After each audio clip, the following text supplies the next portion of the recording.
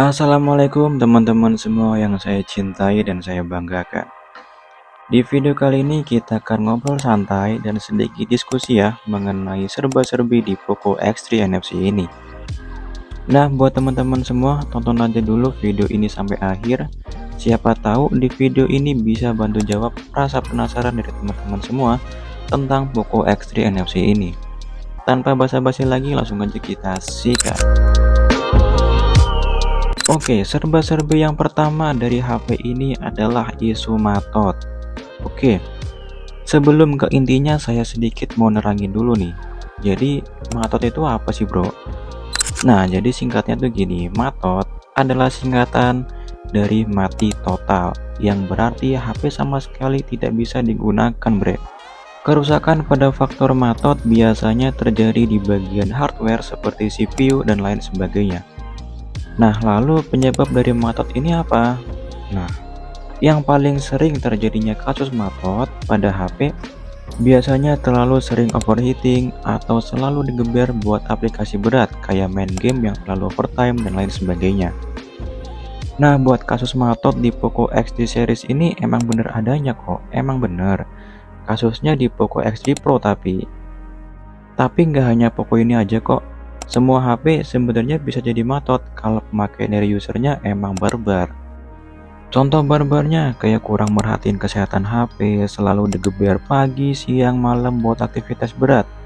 Bukan berarti HP itu nggak boleh dibuat main game-game berat ya. Boleh kok, boleh banget.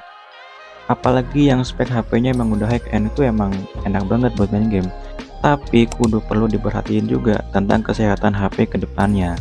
Contoh buat ngurangin resiko terjadinya matot salah satunya yaitu jaga suhu pada HP tersebut.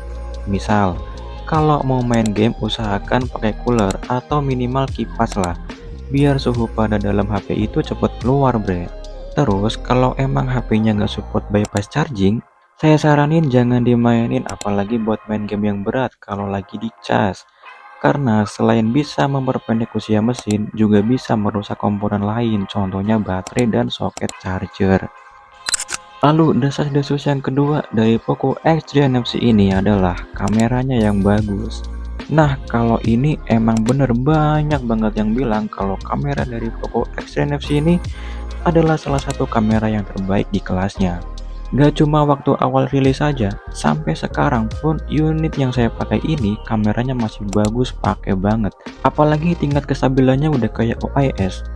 Dan yang lebih gokilnya lagi, bre, kamera ultrawide di Poco ini bisa ngerekam sampai 4K 30 fps. Nggak percaya? Kalian bisa lihat aja video yang satu ini. Link videonya udah saya cantumin di deskripsi. Lalu desas-desus yang ketiga adalah layar lumutan atau munculnya garis hijau seperti ini, bre. Oke, kasus ini nggak semua di HP Poco ya, tapi emang ada kasus layar lumutan seperti ini. Sebenarnya ini bukan lumut ya, tapi ini adalah salah satu kerusakan komponen pada LCD ini. Tapi ini bukan jadi masalah yang besar kok. Setahu saya kasus ini sama sekali nggak berpengaruh pada sentuhan layarnya. Kebetulan saya juga ada unit Poco X3 NFC yang terkena kasus layar lumutan seperti ini, bre. Nah, ini saya dapetin second juga dan keadaan ini udah ada dari pemilik sebelumnya yang katanya awal mulanya itu karena ketindihan atau nggak sengaja ada tekanan di layar HP ini, bre. Nah, mengenai layar hijau nih atau lumutan kayak gini ada beberapa faktor ya. Yang pertama, yang paling sering terjadinya lumutan seperti ini yaitu karena lagi-lagi overheating dan kurangnya perawatan pada HP tersebut, bre. Nah, overheating itu sebenarnya sepele, cuma impactnya bener-bener besar banget.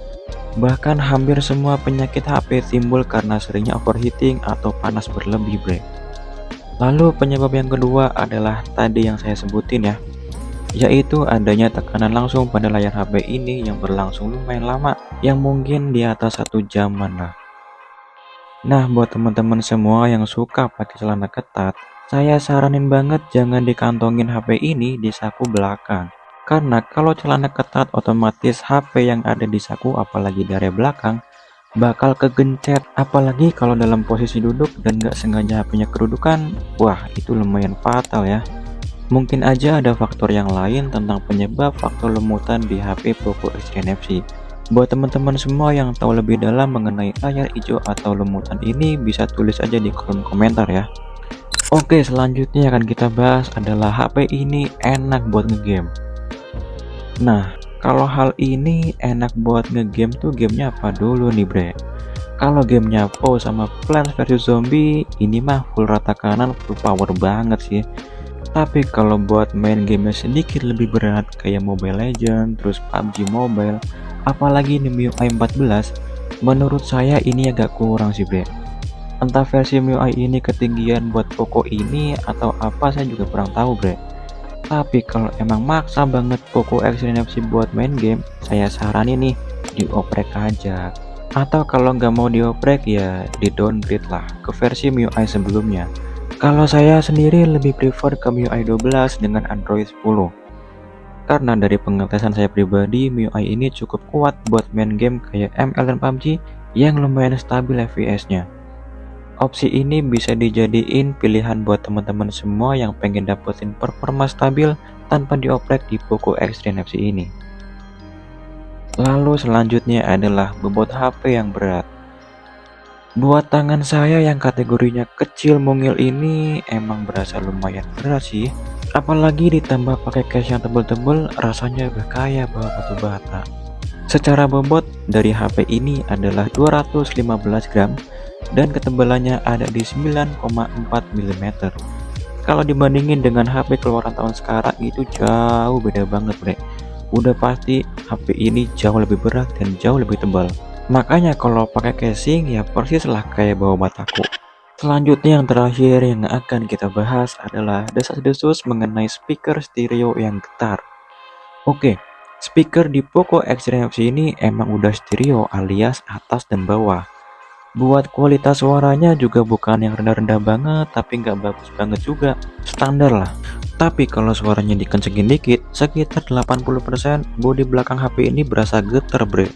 Dan karena getar kayak gini otomatis berasa kurang nyaman aja. Apalagi kalau nggak pakai case, itu berasa kayak bawa salon yang getarnya sampai ke jiwa dan raga.